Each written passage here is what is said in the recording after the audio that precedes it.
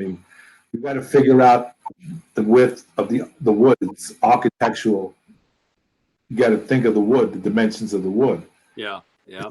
Wood is 9.5 inches, and you got to figure that. And then I had to take that whole thing down.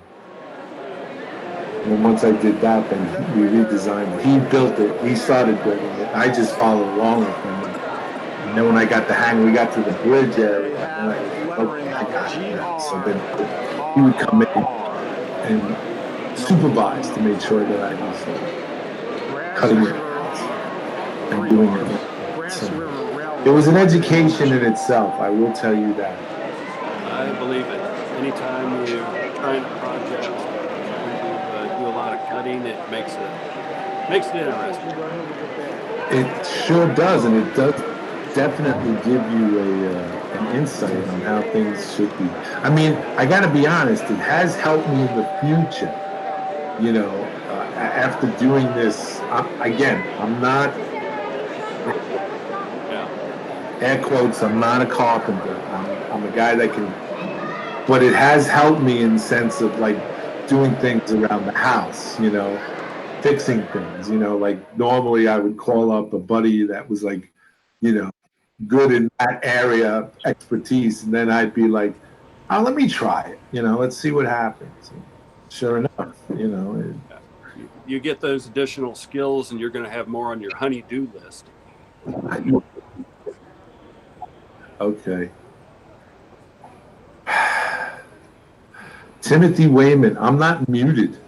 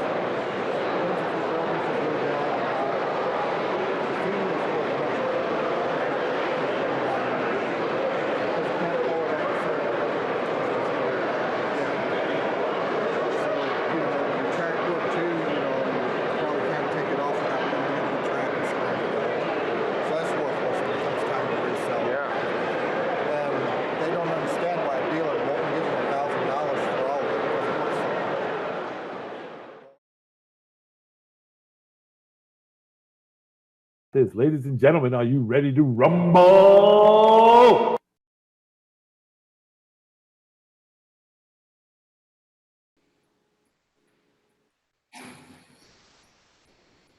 Okay.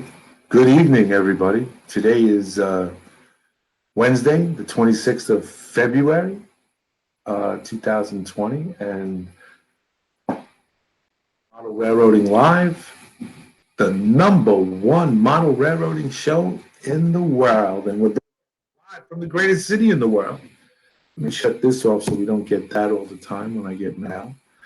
Anyway, it's me, Big Bill. We're broadcasting live from the greatest city in the world, like I just said, and we're Model Railroading Live, the #1 model railroading show in the world. And this show tonight is Who is Big Bill Talking to? In a moment, we're going to get to our special guest who you see there. But before we do, we just want to send out our condolences to Johnny Reb here. Johnny Reb, over the weekend, his mother passed away.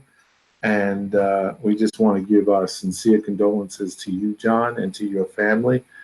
And just to let you know how sorry we are for your loss. And in this time of the morning, we just want to do that for you. Well, thank you. I appreciate that. Um, with that said, just to get on with what we're doing here, tomorrow night is Thursday, the 27th of February, and we will be having Johnny's Train Talk Show will be on, and Johnny will be there. So come on down to the general store, pull up a chair and grab a cold soda pop out of the ice box there, and sit down and talk to John, and you can get on air just like this. I know I keep kind of repeating myself over this. We have a link where you guys can get on, just like we're doing right here. And you can bring and brag if you have something you want to show off, or if you have a question about model railroading, you can absolutely bring it to the table. We also have a live Q&A and stuff like that. So if you have a problem with model railroading or something got you stuck, we basically throw it out there. We got enough of you guys out there that are experts in something, one thing or another. And so that's tomorrow night at 9 p.m. Eastern Standard Time is Johnny's Train Talk Show. And then on March 10th, March 4th next week, Big Bill will be talking to M&M Railroads. Mark, he's out of Canada. We have him slated for that. And then on March 10th, we have the Build, B-U-I-L-D show with Andy Crawford. And we have some other things coming up as well in regards to the sign that we made and a few other surprise guests that I'm in contact with to come and be on Who's Big Bill Talking to. So without further ado, I want to take this time to welcome William A. William, how are you? I'm doing good, Bill, and thanks for having me on your show. Hold on, William. We can't hear you. We can't hear you. Can you hear me now? John, do you know why we can't hear him?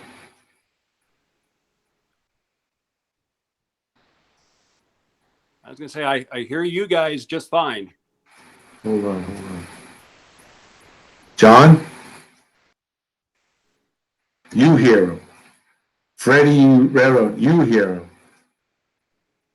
We can hear him in the room. Okay. I can't hear him. Dwight hears him. I can hear him. Grandpa Rails. Ralph Franzetti. We can, Bill. I can't hear you. Yeah, because I can hear Can't you. see John. Yeah, I hear you, John. Oh. Well, okay, here we go, William. I can't hear you, Bill, so we're going to play this game. You can hear me? I hear you. You can hear me. Okay. Yes. All right, let's see something. Hold on for 1 second.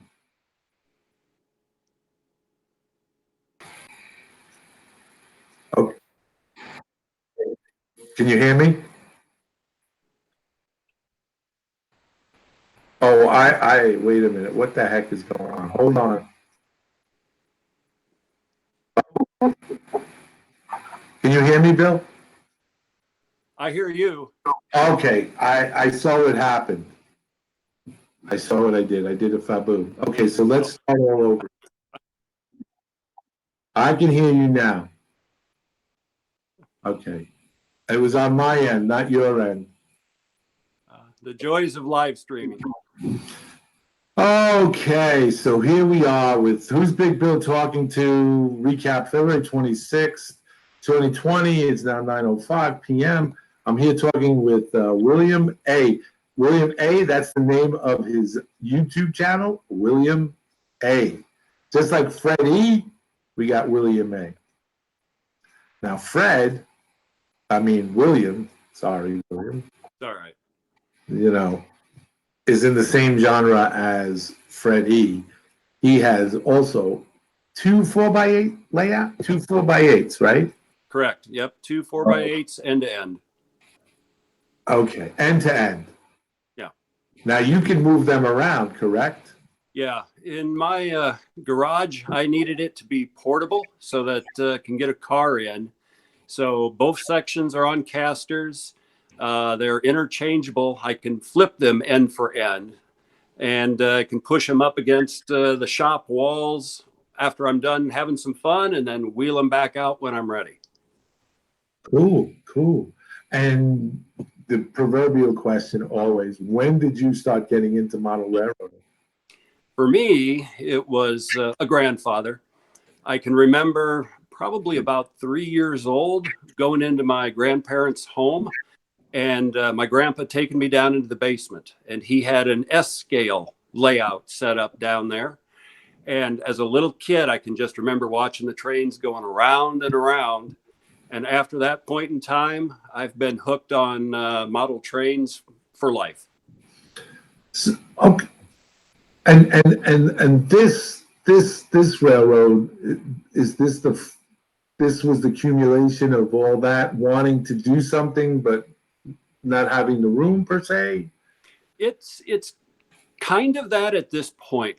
When I was a teenager, I had a 12 by 14 layout in my parents' basement. You know, it ran pretty well. I had mountains. It looked pretty nice. About 20 years ago, I had an N scale layout up in an attic. And after multiple moves, I haven't set up a layout. About a year and a half ago, started watching videos on YouTube and seeing what other people were doing. And I decided to get my rear off the chair and become an actual modeler again. So I started with one 4x8 sheet in the garage, and then about a year ago expanded it into two sections. Now, you don't have any aspirations of like making an empire, do you? No, no, I have to be realistic. I don't have a basement. So like your shows just recently, bigger is not necessarily better. You know, honestly, like many other folks, if I had a big space, you know, I might have more trackage. I might have loops. I might have the ability to do continual operation, but I don't. So what I've got here is what I'm satisfied with, in which I've got a lot of opportunity to do switching. I've got a lot of opportunity to do operation. You know, I can bring in a wide variety of equipment, including maintenance of way trains. I can send equipment to shops for repair. A lot of switching, you know, a class 1 main line, a class 2 branch line, and then a class 3 coming off of the new little staging yard that I just built. So this is as big as this one's probably going to get. And I'd have no more room in the garage. If I did, I would probably build a third 4x8 section just so I can interchange two of them at a time. But I don't know that that will ever happen. Okay, but still and anybody who has a chance, you should go check out Bill's YouTube channel. Like I said, it's William A. And you should definitely check it out because you can see his layout over his shoulder there, and it's pretty much all scenic. But he does do work on it, and he does do switching on it, and it's a 4x8, so it's 16 feet by 8 feet. You know, I mean, 4 feet long, 16 feet long, 4 feet wide. But he does get a lot of running out of it. I always that's how I discovered Fred, and then Fred said you should go watch William May. And when I watched you, Bill, and I know I was watching a switching video, I thought you had a much, much larger layout, you know. And then when you pulled back and you said, "Oh, this is what I have," and I was like, "Wow!" And you get a lot of operation in that. And what do you have a name for this? It's an HO scale railroad, right? Correct. Yeah, it's an HO scale layout, and I decided to call it the Henrico Shop. It's a fictitious Pennsylvania subdivision, and I named it really after the city where I live. I live in the Richmond, Virginia area, and I live in the borough of Henrico, and it just sounds kind of cool. So I figured that would be a good name for a layout. It does. It does. Absolutely, it does. Oh, I know what I did wrong.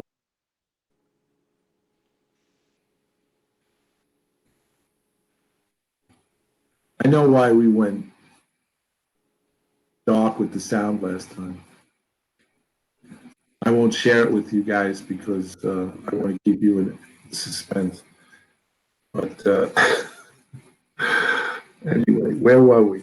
So it's named after, okay, it's Henrico Shops, right? Yeah, Henrico Shops. Yeah, 'cause Henrico. the first 4x8 section that I built has the turntable, the engine yard, and then what I put in for like a heavy and light maintenance shop. At that point in time, I wasn't sure if I was going to build a second section. So having a shop in there, I could bring all kinds of equipment in with, make up that it's got a bad axle, bad journal, whatever, and do a lot of switching that way. Yeah, that like again, like I said, watching your videos, it gives it the appearance, of a much, much larger, busy, very busy railroad. And you recently just installed a what do we call it, track selector? Oh, the little staging yard, sort of a transfer table style. Yeah, right, exactly. Transfer table. I thought that was pretty ingenious. Yeah, it's working pretty good. Right now, I've got one track operational, and I should be getting some additional sticks of flex track this week to finish it off. But that way, again, I can make up trains. I can send them off scene. I can have small trains ready to bring on scene. And I'm going to use that as a fictional branch line that brings in older equipment, so I can have some of my old style freight equipment come in, go to one of the big loading docks, and then have it where it's transferring from the old stuff to the new stuff, and then I can send the stuff back off scene. Having two 4x8 tables, it's a two-part question, really. What's the drawback for you in having just two 4x8 tables, or is there any drawback? A little bit of a drawback is that if I could go back and do the first section a little bit different, I would put the turntable a little farther to one side. It would be a little bit easier to access. Right now, where I've got it, it's almost dead center of the 4x8. So I'm stretching a long way to get access to that. But since it's on wheels, everything else with the layout is easy to access. I can get all the way around it. When I'm working on it, I can spin the entire table to get access. I find that the 4x8 size is pretty advantageous as long as it's portable. Okay, yeah, it's on wheels and you're not dragging it across the floor and everything and shaking like an earthquake on the table. Yeah, exactly. And stuff like that. What's the biggest freedom that you have? Biggest freedom is, again, being able to move it in and out of the way. If I want to do something different in the garage, I can put a piece of plastic over it and I can bring out my woodworking tools and not worry about dust. It also gives me the ability to do a variety of operation. If I want to just run one section, I don't have to bring the other one out. I can set it up on a Friday night and leave it all weekend, and then Sunday night, take it apart, put it away, and it's ready for the car to come back into the garage. Oh, okay. So do you have a 2-car garage or a 1-car? It's a 2-car garage. Oh, okay. So obviously the wife's car comes in the garage. Yes, I am forced to share manland with her vehicle. Okay. I hear you, brother. I hear you. And but that's a good thing. I mean, it's that was one of the things leading up to the bigger, better. The bigger is not necessarily better series is, and then finding you and Fred was advantageous on our part. Actually, I don't believe in coincidence, but it was good that we because you're getting a lot of enjoyment out of this layout. I am. Yeah, I yeah. am. And I watch Fred's videos a lot. He and I back and forth a lot with comments on each other's layouts. He's got more continuous operation, multi-loop tracks, some industry. I have no continuous operation, but all switching, different styles in the same space. Each one works for what each of us want to do. Right. Indian Head Valley Railroad. Hey, Wilma, how are you, buddy? He wants to know, William, do you use a card system in your operation? Not yet, but it is something that I do want to do. I've not had the second section up that long. I started it last summer, so I've gotten the bugs worked out of the track work and the wiring, but a card system is something that I am planning on going to. What track do you use? What track is laid down there? It is, what is it, the Shinahara Code 70. Oh, okay. And the switches, what kind of switches do you use? It's the same. The Shinahara Code 70, number 8s, number 6s. Oh, you use pretty long switches. Yeah. Everything on the main line has number 8 switches.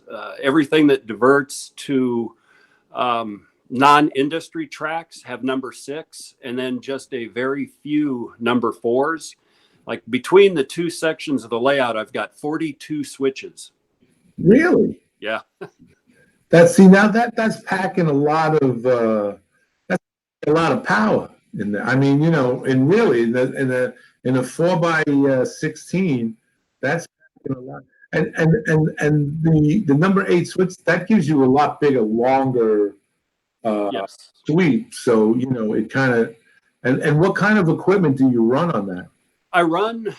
I try to run 1950s style equipment. So I've got steam engines, smaller steam engines up to the size of a Pacific, and then early Jeeps, F units.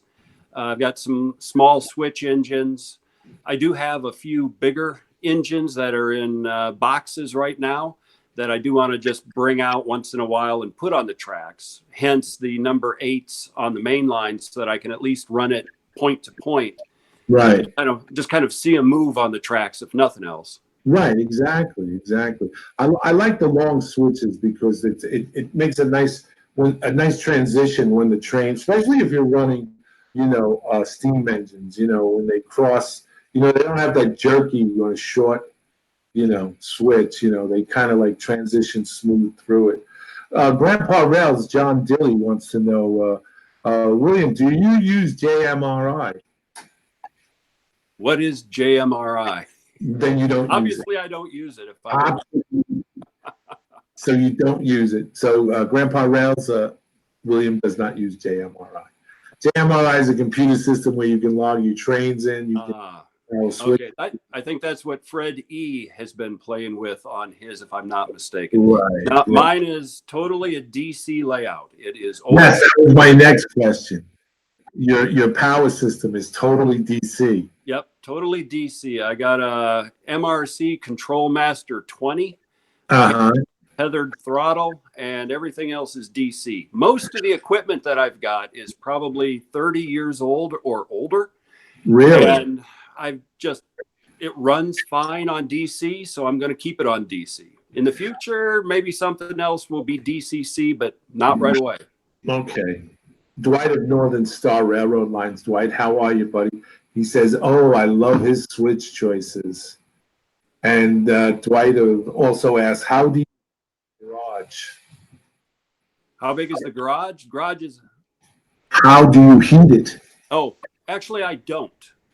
In Richmond, it very seldom gets below 30, 40 degrees. It does have a water heater and a furnace in the garage for the house, and that puts out enough heat to keep the garage comfortable in the middle of winter, 60 degrees or warmer. Okay. No issues with the track. No. expansion or buckling? Nope, have not had any issues whatsoever. All of the track is white glued down to a foam board.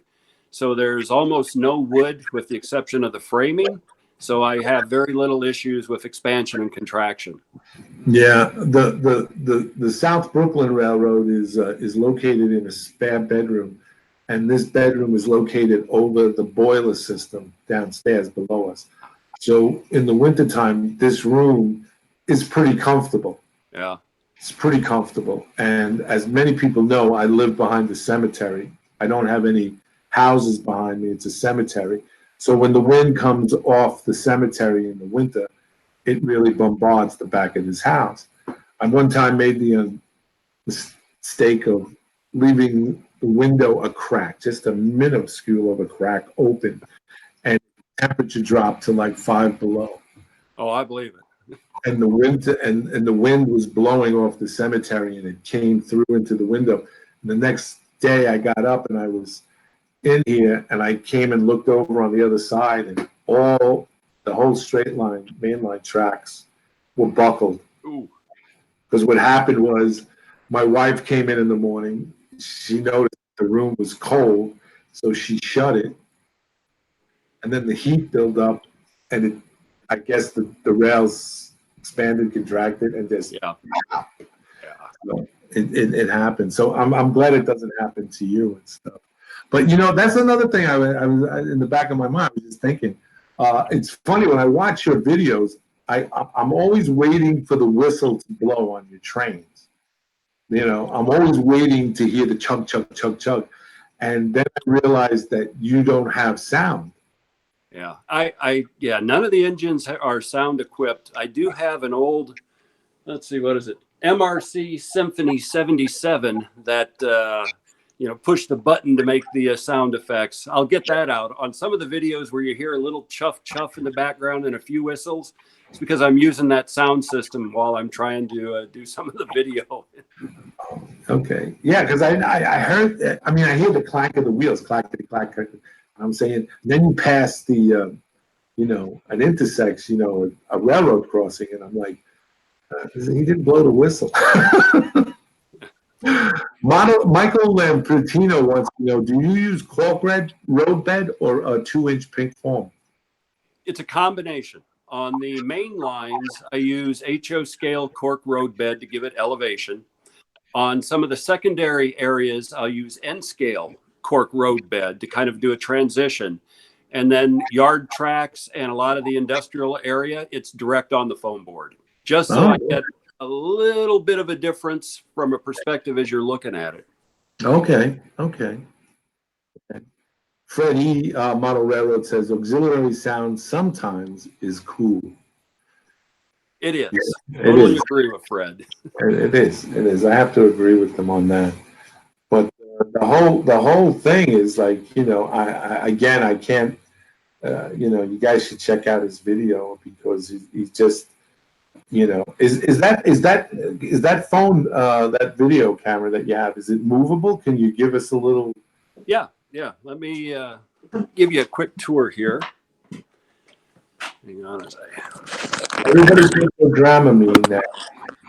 I will try to not make anybody sick here. So let me go over. So kind of coming into the industrial area, I wanted to have one large industrial area on the layout to generate revenue. Okay. And this is the area for that. So old factories, which eventually I'll probably call as a brewery, but lots of sidings going up to them. And try not to go too quick so you get an overview. Just industrial. Stop. Bill, just stop right there. Now, for most of us guys out there, look at the track configuration that he has going on here. That, to me, in my opinion, is something that you would see on a very large layout. I mean, look, he's got the crossovers, he's got switches coming into. I mean, he really has a lot of action going on in a very small spot. Yeah. For what gave me some inspiration on this was two things. One, I like to take Amtrak and go through Philadelphia, Washington, and lots of complicated track work there, which is fun to watch.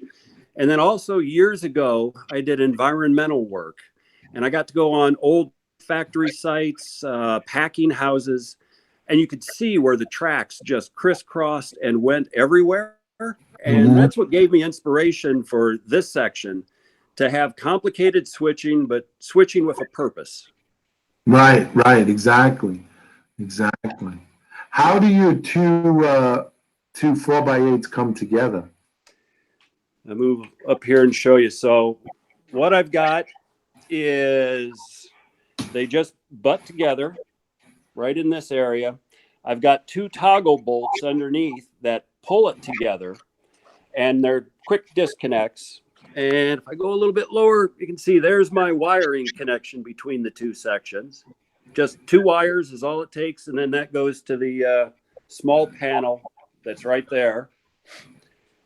And then what I've done is I've hid the seam using foliage, a little boardwalk, a little bit of sand, and some more foliage. So when I leave it set up for any length of time, I just put a little sand in the seam over there to kind of hide it, and it looks like it's one solid piece.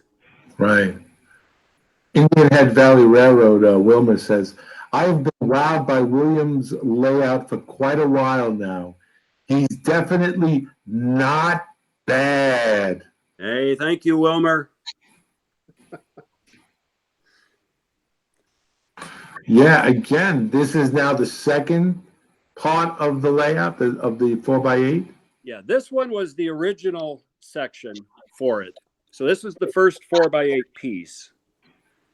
So the engine yard and the maintenance shops where I kind of get for the Henrico shops. This one has a little special effects. I don't know if you can see it, but it's got like a welding shop going on in it. Yeah. And then just the engine yard. It's maintenance away equipment, because I like maintenance away of equipment, cranes, and it's fun to make up maintenance of way trains. Just add something different to the layout.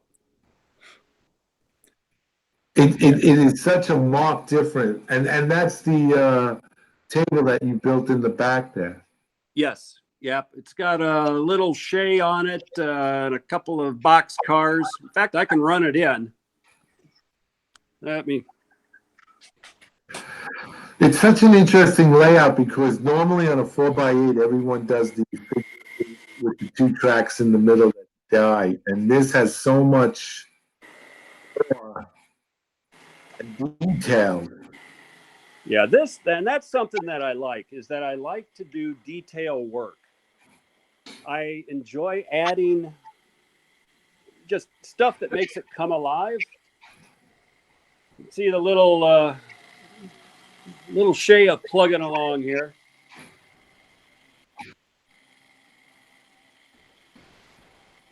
But something that I did as well was really to try to make the track work bulletproof.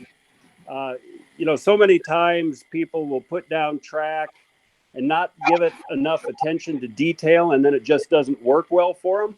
Yes. I've tried to do what I can to make this thing work pretty darn well. I've spent a lot of time running engines that are my finicky engines along and through the switches, so I could isolate any issues so that the nicer equipment runs pretty smooth. Jeff Lizota, I hope I'm pronouncing that last name correct, Jeff. If I am not, please excuse me. Jeff says he has a very nice, well thought out layout. It's a joy to watch him operate on it. Valley Railroad Bill, he says, check out his maintenance house. Very cool details. Fred Wild says his layout is all about the detail. There's so much of it. I can head over towards the maintenance shop and let people take a look at it. See, this long view of your trackage is in itself for two 4x8s, and then if just separated a 4x8 is so much more detailed. I know I myself, when starting out on this, and I had my first 4x8, it was a figure eight with two dead end tracks in it, and that got tired like in 15 minutes. You, on the other hand, literally have two 4x8s and have so much going on and so much happening, could really, really entertain you for quite a number of hours, if Yeah. days. Yeah, and it does. And when I was originally starting to think about doing a layout again, I was contemplating doing the loops of track and then just having an engine yard in the middle of it. But the more I thought about it, the more I thought, I can sacrifice continual running and then actually get something that I want, where I can run trains, I can make them up, I can break them up, I can do yard work, I can do all kinds of things where if I just did a loop, I wouldn't get what I wanted out of it. Right, exactly. Yeah, because you didn't apply the status quo, more or less. Yeah, You- yep, correct. I knew what I wanted, and it was easy enough to forego a train chasing its caboose in order to have some fun stuff and have some operation. Yeah, Michael Conley says he just came in late. He says, "Do you operate this?" And the answer is yes. As we were talking earlier, I don't have a card system, but I eventually will. And I will set it up so I can make up trains, break up trains, do switching, and try to mimic real operations, at least, on a reasonable sense. Sure. Does that maintenance of way building, does that top open up the roof where you can look in? The whole thing actually lifts off. Oh, Here, let's see here. I can.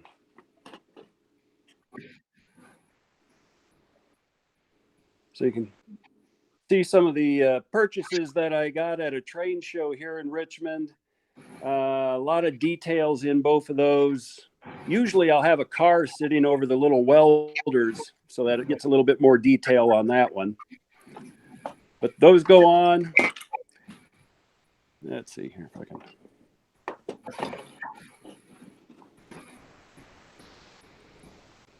oh man, that is so nice. That really is very, very nice, Bill. Thank you. I had fun doing that. It's something that I wanted. And originally I wasn't even thinking of doing a maintenance shop. I got these buildings as part of an eBay buy. And for a while, I was thinking of actually throwing them away. And then all of a sudden, I got inspiration that they would make a nice shop area. And here's the end result. Very nice. Very, very nice. And well planned out, well thought out. Yeah. And what's interesting is I did not do any design work on paper or a computer. This is all something that I just had a picture in my head of what I wanted and put the track down and did configuration work to make sure that it would function the way I wanted it and glued it in place and wired it up. How long did it take to start from finish on one 4x8? So the first 4x8 over here took a little over a year to get it from construction up to having all of the basics on the scenery and detailing done on it. I've still got a lot of detailing I want to do later, but about 12 months from start to finish. Nice. And are most of the buildings finds that you've gotten from train shows and off eBay, or are they purchased brand new and put together? Most of them are kits. I've got them kits off eBay. I've got kits that I've had. Some of this stuff I've had for 30 years that has not been built. Just like every modeler, I think I'm a hoarder when it comes to kits. Right. There's been a couple of them that I've gotten from hobby shops, like these couple of metal kits. They were already put together, and I've purchased them at a hobby shop up around Philadelphia and figured they would work perfect for the industrial area, and they do look pretty good on it. And you can see I've still got a lot of detailing to do on the buildings, weathering, putting windows in, and just making the scene, wrap it up and make it look good. These Yeah. I'll probably try to put in floors. I'll probably try to put in some interior details and some lighting on these. But that'll be a project for either later in the summer when it's too hot to go outside, or when I get into winter again when it's too cold to go outside. Yeah, yeah, I hear you. And you run the equipment is a mismatch of a lot of stuff. But what is the primary? I mean, the railroad that you kind of, is it like the Pensy, the B&O? It is the Pennsylvania is the one that I tend to model most of. All freelance, but the equipment that I run is mostly Pennsylvania. I will have occasionally B&O, and I've got some Erie equipment. I've got a couple of engines sitting up in my office. But Pensy's what I always like to have, and Pensy's what I've got. Oh, okay, okay. So there's no home railroad that you have made up, No, no. So, No, I'm not that talented to do decals or lettering. I will run with off-the-shelf Pennsylvania as much as I can that looks good and works well. yeah, hey, that makes absolute sense. I agree with that 100%. Absolutely 100% and stuff. And your family. I mean, do you have children? Yes, yeah. Got a son who's 13, almost 14, and he has no interest in it whatsoever. Really? Yeah, he's into video games. Model railroading, not. Yeah, I have a 39-year-old, soon to be 40, and this is his former bedroom, and he comes in and like, nice.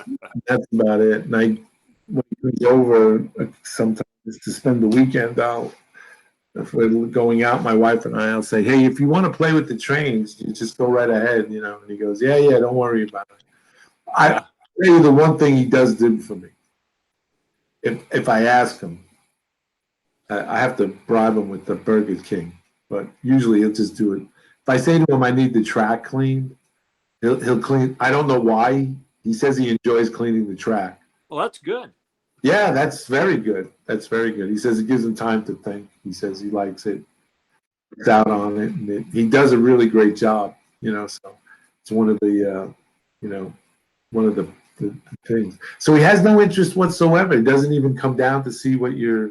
No, I have a hard enough time getting him out here to help me move some things around once in a while. So I understand. He's 13. Yeah, it's all video games. Yeah, I know. I got a nephew who's just turned 14, and it's like, he's got that frog in his voice where they're changing it. So, yeah. So, but anyway, yeah, Fred Wild says, my teenagers are the same way. Ralph Renzetti, hey, Bill, so much for hooking him into the weathering job. Yeah, well, we're going to get you over to Ralph so you can get some. Paul G says, have you considered building a Fremo module either as an extension to your layout or a standalone scene? I have not at this point considered that. Like we were talking earlier, if I had space, I would probably build another 4x8. I just don't at this point. Now, I do have a lot of N scale equipment that I had from years ago, and eventually I will make a small N scale layout or diorama, and maybe something like that in N scale I might do in the future. Right. That sounds good. That sounds like a good thing. How does your significant other, your wife, like this? She likes it. She thinks it looks really good, and she encourages me to eventually take it to model railroad shows. Oh, and I probably will. Like you've seen, it's portable. I've made it where the top just lifts off. Need probably 2 or 3 people. The legs all fold together, and it goes into a space only about this wide and 4 feet long, and it can be strapped and carried. So I made it where I can take it someplace if I can get it through any of the doors without having to tip it on its side. Oh, okay, okay. Wilma from Indian Head Valley Railroad says, Bill, you can send your son, meaning my son, to clean my track anytime, and Burger King is a great trade-off. Well, I'm sure he'd be really excited about coming over, but I don't think so. You run Naked 4 at Indian Head Valley Railway, way to create new jobs for the community, for the for the economy. Yeah, that is, that is. That is. Do you have anybody that comes over and helps you, operate? No, I have not met anybody locally that is into the hobby. There is one small club that I'm aware of at an old railroad station in downtown Richmond, but it's about a 20-minute drive from here. So, no, this is an entirely one-man operation. Mm-hmm. Mm-hmm. SMNT Mainline just came into the room. Hello there. See, great to have you aboard. So, but nobody has. Yeah. Do you belong to the National Model Railroads Association, though? No, You remember? I looked into it years ago, but I just never have. Might be something that I'll do into the future. I would like to have somebody that I can find around here to come over and have some fun with me on it. Just need to know who's in the area. Yeah, I got. I should do a show on that. You got to be careful, with that. Oh yeah, yeah. You got to be careful with that. Not that not everybody has nefarious intent on harming, you or your family, but sometimes it's, just inviting, people in you don't know to see your model railroad, Yeah. Like I don't, if they had like, a hobby shop around here that sponsored layout tours, I would open up for that to allow layout tours. Just right. even in the Richmond area, unfortunately, there's no hobby shops anymore that really cater specific to the model railroaders, at least that I'm aware of. Yeah, it is the brick and mortar, disappearing slowly but surely. Yeah. Definitely. So, but it's no, it really, I'm telling you, for 4x8, and just it's not the normal 4x8. I know I keep saying that and keep elaborating on it, but it really isn't. It's just you really didn't do the status quo of doing, running the trains around in a circle, and even guys with big layouts, sometimes they succumb to that. They want the continuous rail fanning. That's what they call rail fanning, which isn't bad. I'm not knocking it. I'm not, but they build it out and they have the continuous running because sometimes they just want to sit down and have a bottle of beer or whatever and Watch just watch the trains run and watch all the equipment run, which is not unusual, nor is it not a bad thing to do. Obviously, I am one of those guys that love to operate and switch and scenario. It's like train chess. I call it train chess. It's like let's set scenario up and see how we can get out of it or get into it and make it more interesting and stuff like that. So it works it me. So it doesn't necessarily. Like my old man used to say, one man's ceiling is another man's floor. So and I'm the same way. Like you, I like the operations. If I ever move to another house and I have more space, these would be central to a layout.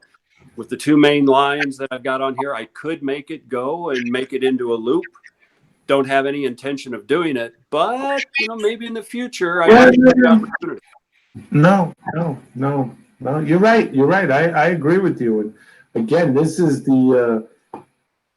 actually the quintessential of what our series was about. Not getting not getting yourself so overwhelmed. With something so big that when you finally get that space, obviously you were, you regale to use the space that's given to you, and stuff.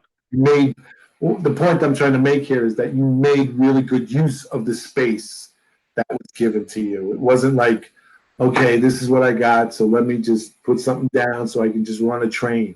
I've seen that many a time, and where no thought has gone into it. But obviously, you did what you did here. You absolutely put thought before you even said, "Hey, this is what I want. This is what I feel like doing," and it worked for you. And that was the whole gist of our series. Was like, something that works for you and that entertains you and makes you feel, inspired. And I'm sure that after a long day at work, even if you just come in to grab the wife says, "Can you get a paper towels out of the garage?" And you go in and you like bring it back in and then say, "Oh, let me go in there and just tinkle with this." And then the next thing you know, it's Yeah, well, if she asks me to get paper towels, usually it's about a 30-minute endeavor because I will stop off at the train before I go back into the house. see,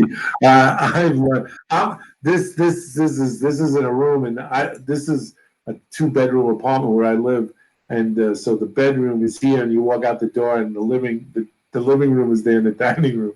So the other night, my wife yelled out and said, "Do you want some coffee?" And I yelled back, "Yeah, yeah, definitely."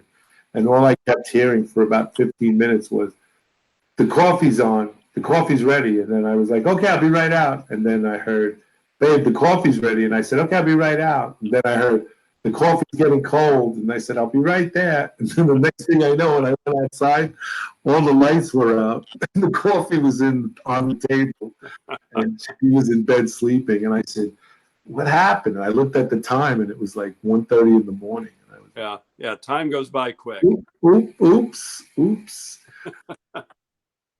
Fred E. Model Railroad says, "I see a new house in your future." Tell Fred I would love to, but I kind of doubt that. At least anytime. Yeah, this house is almost paid for. Yeah, we'll stay here for a while. This is big enough and complicated enough to keep me happy. Yeah, no, you're right. It does. It does. I'm just, watching, listening to you and talking to you.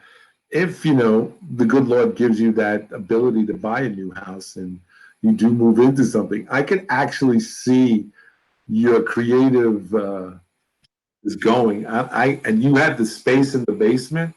I can actually see some really, Bill, and I'm not just saying this, but I really see some magnificent work that you could absolutely do. I mean, just on this alone, if you were given the opportunity and had the space, and boom, I think you'd have a number one A-rated railroad. If I had the space, it would be like that. I would have that third section. This would be a peninsula in the middle of something, and yeah, I would have fun creating something. I don't know that again, going back to bigger is not necessarily better. I don't know that it would bring me any more joy to go too much larger because then it would be more work, like was been talked about in your series. I'd have to paint more, Yes. more maintenance. We're here now. I can come and I can wipe it down about once a month. I know it's going to run. I turn it on. I can have fun. Right, and that's the whole gist of this whole thing is interesting to keep you coming back in, like you said, 45 minutes later to bring the paper towels into that. It's that momentous, not momentous, the momentum of keeping you interested, not getting frustrated, or keeping you to the point where you have a situation or a little bit of a problem, whether it's electrical, one of the trains are derailing, but it keeps you interested. Like, okay, how do I get this fixed? Why is it doing this? How do I overcome? Yeah, exactly. Bill Baronic, the track planner, he takes very good care of himself. I believe he's 73 years old, and he goes to the doctor, to get his checkups, and he stays regularly. And one of the things that one of his doctors said to him was, "What does he do what does he do for a hobby, what entertainment wise?" And he says that he's an avid golfer, but when he's playing golf, he designs model railroad. So the doctor asked, like, well, what do you mean by designing? And he said that people come to me with the plan and they say, "This is the room I have, and I sit down on the computer and I draw out a plan for them and I make it work. And the doctor turned to him and said, give that up. Don't give that up, because this is what keeps you, as the older we get. And and I know that to be true. John 2618 says, I'm picking my new house based on space for my layout. LOA. LOL. Wilma says, William, do you ever get random spectators when you have the garage door open? Actually, I have. I've had neighbors that have been walking when the garage door is open and come up and go, is that a model train? And get the ooh and the ah and, oh, can I watch it?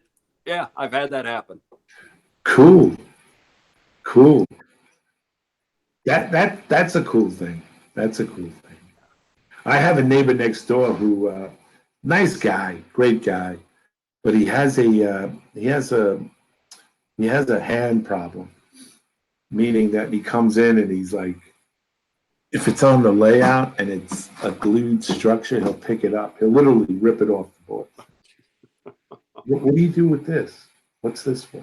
I'm like, Carl, it's time for you to leave.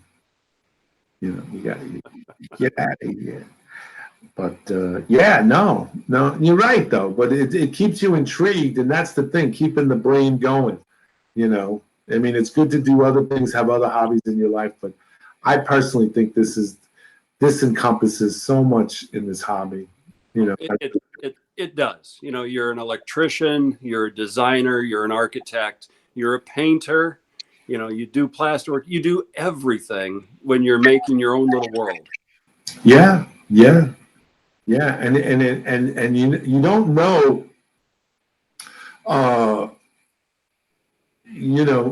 you by your standard and my standard, we don't know if it's good. You know what I mean? We always go. I mean, I can speak for myself. You always think that it's, yeah, okay, that's the best. I seen this guy do it. I did, but then someone comes in, like you said, the door's open, and someone comes in and they go, "Wow, did you do this? Did you? Oh man, look at this!" I'm always amazed at that when somebody stops by and I said, "Oh, let me show you my railroad," and they go, and they look and they go, "Oh, there's a guy in the truck. You actually have some driver in the truck." My response is, "Well, who's going to drive the truck?" Oh yeah. Who's going to drive the truck? So it's interesting, but like I said, it keeps you on your toes and everything. So and stuff like that. But I'm saying this again, Bill. I am totally impressed with this 4x8 layout that you got, because you did not succumb to the old standard of, you really thought out of the box. You said, hey, let me do this because this is what I want. I'm limited to this space. So instead of just, dealing with the lemons, you said, hey, let me make lemonade. Yeah. Make something that I'm interested in, something that I can have fun with for a long time and not get bored. Yeah. Sparky 107 says, I've always think that of buying locos, why there is not people in the cabs. Yeah, I hear you. Yeah, you get a couple of the like, what is it, Bach or Spectrum for the steam locomotives that have engineers in them, but very few other models come with them. Yeah, I think it has to do with our sophistication. Like we got the DCC and we're running the top of the lines, and so why should we have somebody in the cab? I think it's cool to have somebody in the cab. I think it's cool. It is. John 2618 says he's watching from the airplane. He's waiting for his boss. Who's got it better than you, John? Sparky 107 says Atlas Gold has people. Stuff. Yeah. It's really good stuff, William. Really good. I'm so glad that you joined us tonight. I really am, because this is like one of the best.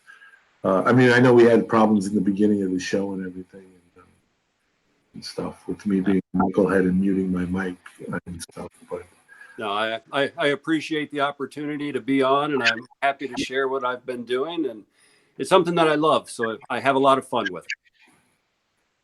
Yeah, and it shows. It absolutely shows. I mean, this by far is. If anybody, just to recap here, we're talking with William, and his YouTube channel is called William A. I would highly, highly suggest that you guys out there, if you have not already subscribed to him, subscribe, sub to him, hit the bell icon, as they all say, and do what you got to do to get every time he uploads a video. But go check out Bill's videos on this. I'm telling you, when you watch the first couple of scenes and you see the close up of him switching out, you'll say to yourself, oh, this is a very large layout. And then when you see the actual 4x8, you'll be like mildly surprised.